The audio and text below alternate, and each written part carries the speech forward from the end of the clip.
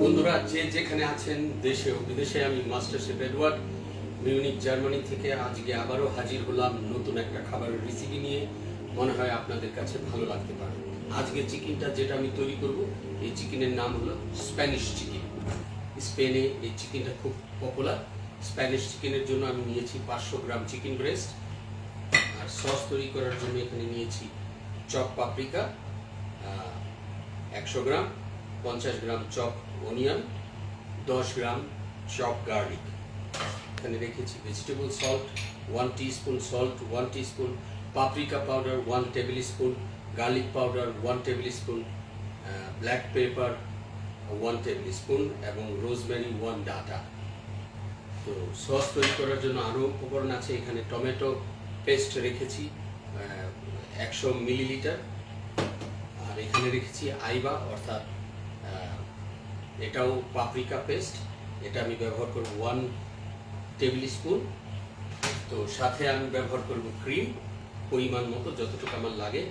150 millilitre থেকে 200 millilitre আমি ব্যবহার। আর স্প্যানিশ চিকেনকে আমি গার্নিশ করব ব্রোকলি দিয়ে। ব্রোকলিটাকে ব্লাঞ্চ করে নেব এবং অফকোর্স এখানে আমি আরও একটা নুডল ব্যবহার করব, সেটাকে বলা হয় তাগলিতালি নুডল। সেটাও আমি সিদ্ধ করে আপনাদের দেখাচ্ছি। এই খাবারের যে মেন গার্নিশ হবে সেটা হবে রাইস, বাটার রাইস। তো রাইস তৈরি সবচেয়ে প্রথম আমি তৈরি করছি বাটার রাইস। বাটার রাইসটা তৈরি করার জন্য আমি 1 কাপ রাইসে 2 কাপ পানি রেখেছি। জাস্ট সিম্পল, কোনো সল্ট পেপার কিছুই দিচ্ছি না। তো পানিটা আমি রেখে দিয়েছি, আগে থেকেই মেপে রেখেছিলাম যাতে ঝটপট করে রান্নাটা তৈরি হয়ে যায়। তাই দেখতে থাকুন যে যেখানে আছে। প্রথমে তৈরি করে নিচ্ছি রাইস। বন্ধুরা দেখতেই পাচ্ছেন আমার পানি ফুটে গেছে, এর মধ্যে আমি এখন রাইসটা ঢেলে দিলাম।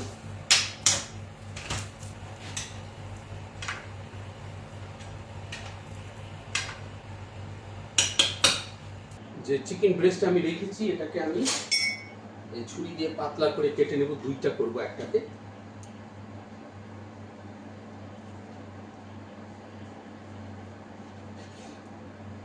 দেখতেই পাচ্ছেন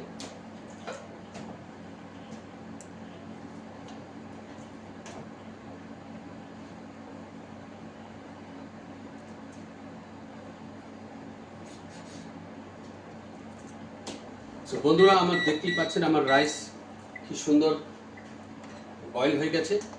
এখন এটাকে আমি আঁচটা কম করে দেবো। এর মধ্যে সল্ট পেপার কিছুই দিচ্ছি না। তো এটাকে আমি ঢেকে দিলাম। আমি স্প্যানিশ চিকেনের সস প্রথম তৈরি করে নিচ্ছি।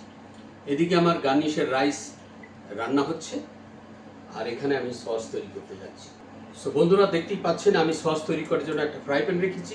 এদিকে আমার রাইস রান্না হচ্ছে, আঁচটা কমিয়ে দিয়েছি।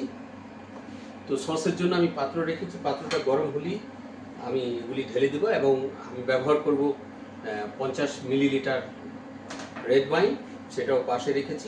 সবচেয়ে প্রথম যেটা আমি করতে যাচ্ছি, এটা ঢেলে দিচ্ছি অলিভ অয়েল। এটা 50 মিলিলিটার অর্থাৎ 1 সার্ভিস স্পুন। সো বন্ধুরা আমার ফ্রাই প্যানটা গরম হয়ে গেছে, অর্থাৎ তেল গরম হয়ে গেছে। প্রথমে আমি গার্লিক ঢেলে দিলাম, গার্লিকের পরে পরে পেঁয়াজ। দেখতেই পাচ্ছেন এখন আমি ঢেলে দিচ্ছি চপ পাপরিকা।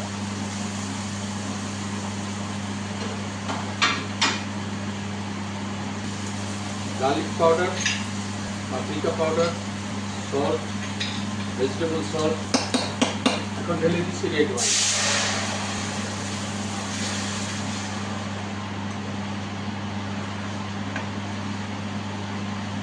বন্ধুরা এখন ঢেলে দিচ্ছি আমি টমেটো বাটা 1 স্পুন আইবা।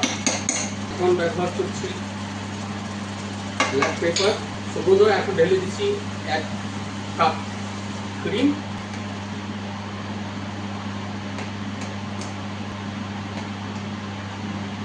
এখন বন্ধুরা আমার সসটা ফুটে গেছে। তো আমি এই রোজমেরিটা ঢেলে দিলাম, পরের রোজমেরিটা এখান থেকে আমি তুলে নেব। সো বন্ধুরা, ঘরে বসে অতিথি আপ্যায়নের স্প্যানিশ চিকেনের কোনো তুলনা হয় না। আপনারা ঘরে বসে এটা ট্রাই করে দেখতে পারেন কেমন লাগে আসলে। সো দেখতেই পাচ্ছেন আমার স্প্যানিশ চিকেন কি সুন্দর রান্না হচ্ছে। আমার সসও অলমোস্ট শেষের দিকে। কিছুক্ষণের মধ্যে আমি চিকেনটাকে ফ্রাই করব।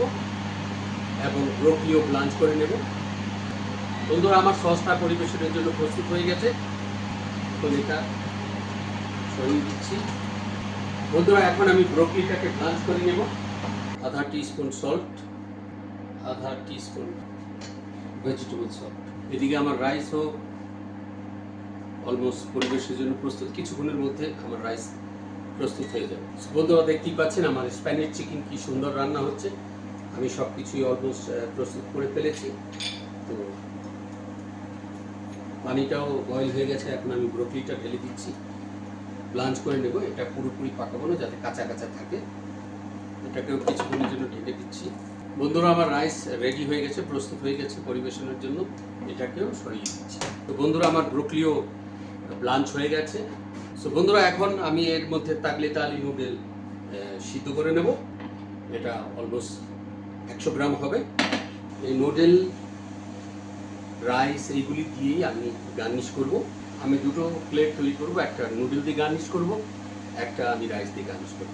পানিটা সিদ্ধ হয়ে গেছে, লবণ ঢেলে দিলাম, অলিভ অয়েল এবং সেই সাথে নুডলগুলো। এটাকে বলা হয় তাগলেতালি নুডল, আবার কেউ কেউ বান্ট নুডল বলে।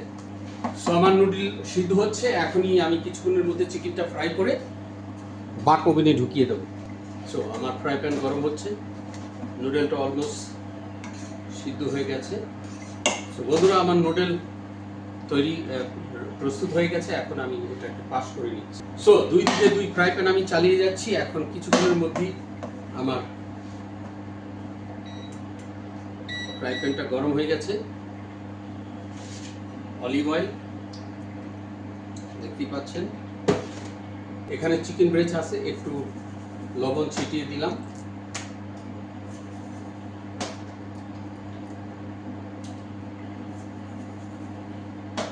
সো ময়দার মধ্যে একটু লাগিয়ে এটাকে আমি তেলে ছেড়ে দিচ্ছি।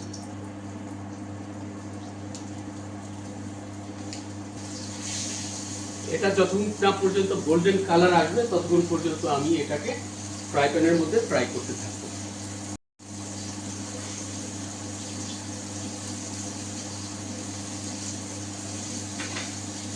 বন্ধুরা, দেখতেই পাচ্ছেন আমার এক চিকেন হয়ে গেছে।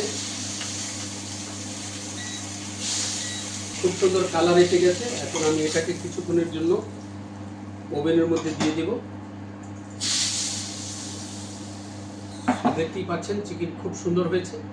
এখন এখানে পুরোপুরি রান্না করার জন্য আমি ওভেনের মধ্যে দিয়ে দিব এবং কিছুক্ষণের মধ্যেই আমি সুন্দর দুটো প্লেট তৈরি করে আপনাদের সামনে তুলে ধরবো যে কিভাবে আমরা হোটেল ইন্ডাস্ট্রিতে এই খাবারটি পরিবেশন করে থাকি।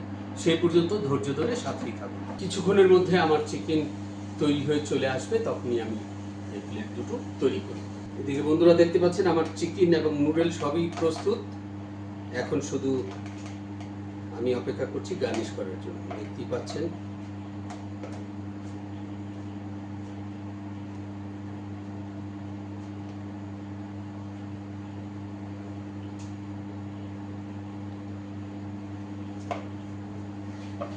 বন্ধুরা, আমার স্প্যানিশ চিকেন পরিবেশের জন্য প্রস্তুত। ঠিক এইভাবেই আমরা সাধারণত পরিবেশন করে থাকি। যদি খাবারটা আপনাদের কাছে ভালো লাগে, লাইক ও শেয়ার করতে ভুলবেন না। সেই পর্যন্ত সবাই সুস্থ থাকবেন এবং ভালো থাকবেন। আবারও দেখা হবে নতুন কোনো রেসিপি নিয়ে। ধন্যবাদ সকলকে।